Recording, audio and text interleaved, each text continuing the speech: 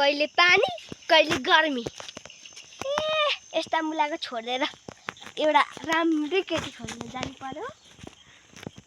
भनेको सक्दैनस् केटी पट्याउन पो गएको त लु आजकलको जमाना नि 70 वर्षको बुढोलाई कहिले पट्याउँछ होला एकछिन के भो के तैँले मलाई 70 वर्षको बुढो भनेर सुनिआएको थिए अन्त कति वर्षको म 48 को बाउ अनि के कुरा गरेको त ताजा अब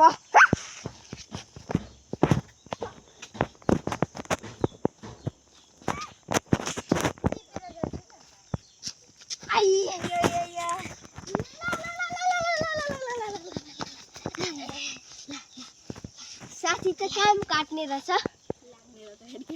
बुढेसकालले जवानी खाइसक्यो भनेको नि मैले होला नि यार तेरो यार 80 वर्षको बुढो भइसक्यो फेरि 38 को लागि यति नै नेक्स्ट पार्ट